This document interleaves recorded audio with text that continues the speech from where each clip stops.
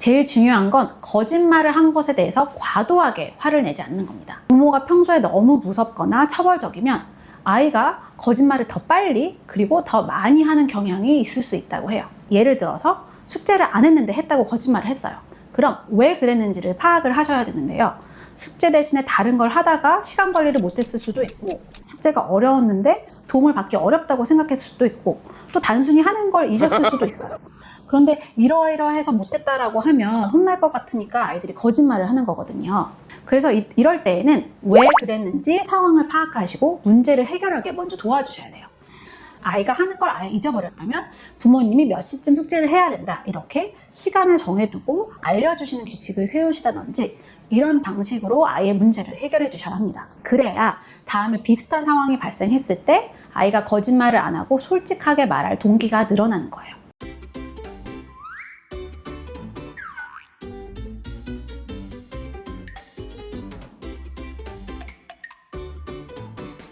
안녕하세요. 발달심리학자 유하나입니다. 지난 영상에서 유아기 아이들이 거짓말을 보이는 건 정상 발달 과정에서 일어나는 자연스러운 것이라는 얘기를 해드렸어요.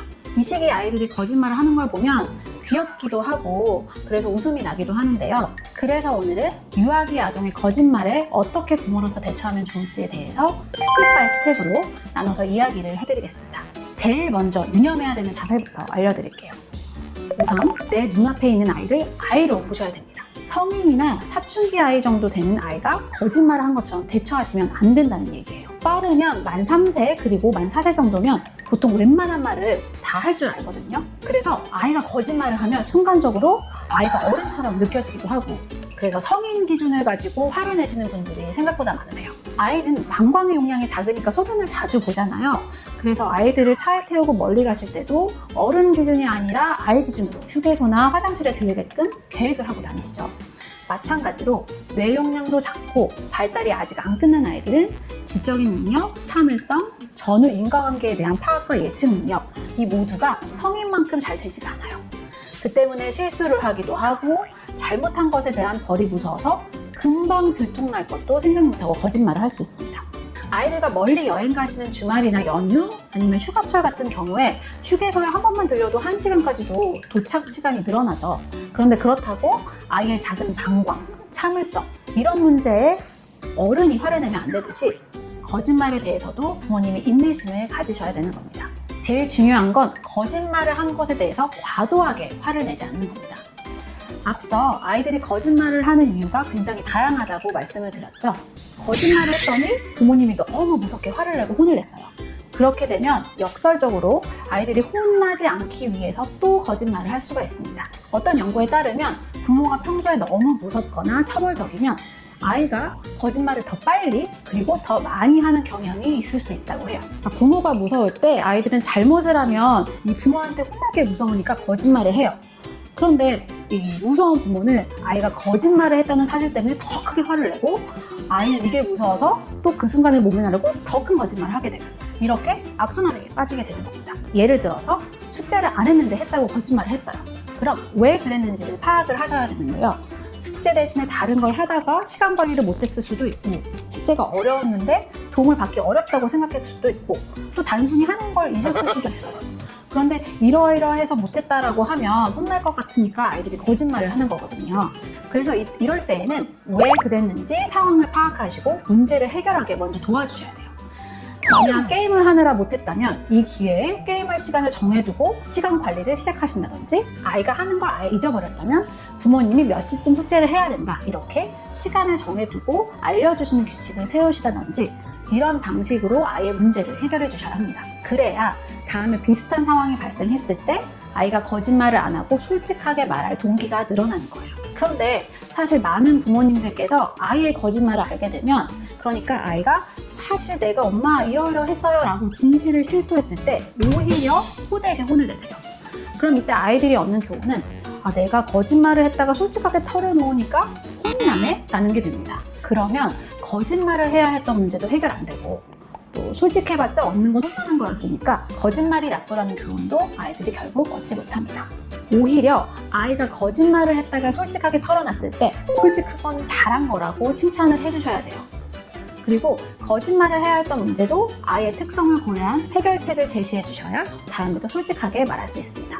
또 부모님들이 많이 하시는 실수인데 아이가 거짓말한 걸 일종의 기싸움으로 받아들이시면서 거짓말을 잡아내는 데 집중을 하시거든요. 근데 그렇게 하시면 안 됩니다. 아이가 거짓말을 한 걸 알게 되면 그 다음부터 많은 부모님들이 얘가 또 거짓말을 하나 안 하나에 집중을 하게 됩니다.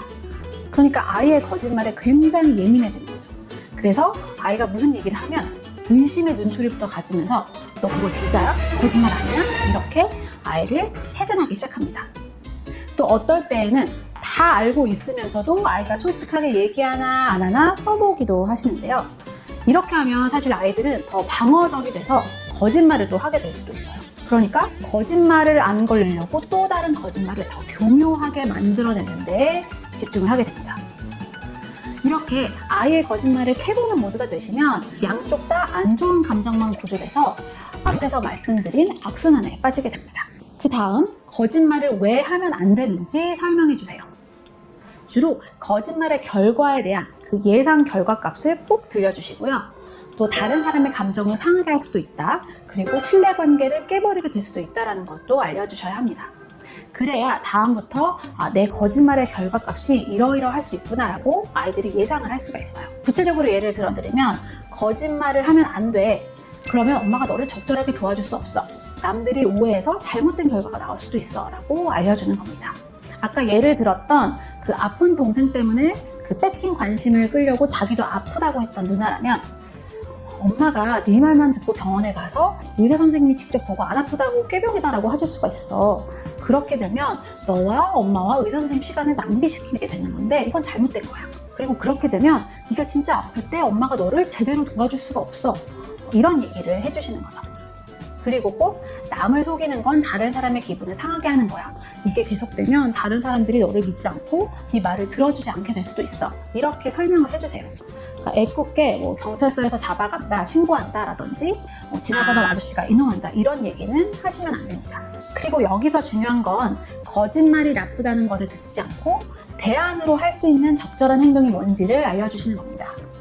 다시 말하면 솔직하게 말하는 것, 정직이라는 가치가 얼마나 중요한지에 대해서 알려주셔야 돼요. 특히 아이들에게 구체적으로 어떤 상황에서 솔직하게 얘기해야 되는지 그리고 그 결과는 뭔지 이런 얘기들을 평소에도 꾸준히 나누는 것이 중요합니다. 여기서 구체적인 상황을 얘기하는 게 중요한 건 아이가 자라면서 선의의 거짓말을 하는 게 바람직한 순간이 올 수도 있고요.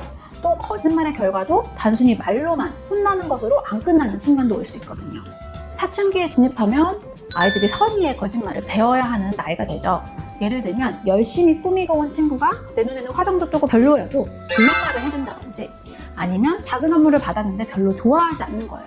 그래도 그 준 사람 기분이 상하지 않게 마음에 든다고 한다든지 이런 것들이죠. 또 학교 생활을 본격적으로 하면서 시험 시간에 치팅을 한다든지 선생님께 거짓말을 하면 예전과는 달리 0점 처리를 받거나 학생 기록부에 기록이 남거나 아니면 상급 학교 진학에 큰 영향이 가기도 하는데 예전의 거짓말과는 다른 파급력을 갖게 돼요. 그래서 아이의 연령에 맞는 다양한 상황을 예시로 들어서 정직함의 중요성과 거짓말의 해로움에 대해서 이야기를 해주셔야 합니다. 구체적으로 예를 들자면 치팅은 절대로 하면 안 돼. 선생님과 학교를 대상으로 절대 거짓말을 하면 안 되는 거야. 이게 말로 안 끝나고 너도 크게 처벌을 받을 수 있어 라고 얘기하신다든지 친구의 기분을 상하지 않게 하려고 네 생각과 다른 말을 하는 건 괜찮아.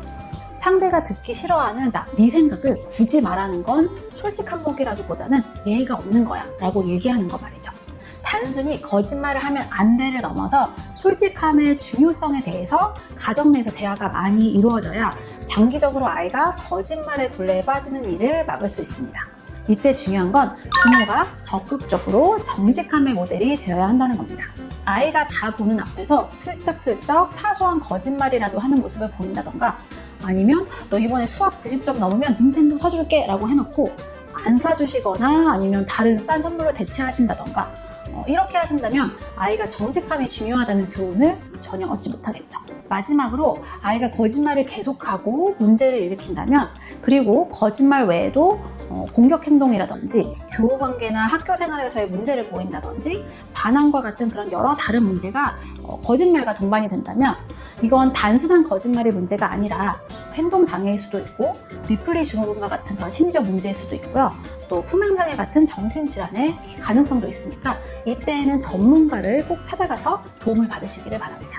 자, 어떠셨나요? 지피지기면 백전용 레슨이라고 이제 아이의 거짓말을 잘 이해하면 대응도 잘 할 수 있겠죠? 아이가 거짓말을 했다고 너무 과도하게 걱정하고 반응하시기보다는 침착하게 상황 파악을 하시고 또 거짓말의 이유를 이해하고 문제를 해결할 수 있게 도와주시는 게 굉장히 중요합니다. 그리고 평소에 자녀와 정직의 중요성에 대해서 이야기하는 것이 핵심이라는 걸 기억하시길 바랍니다. 감사합니다.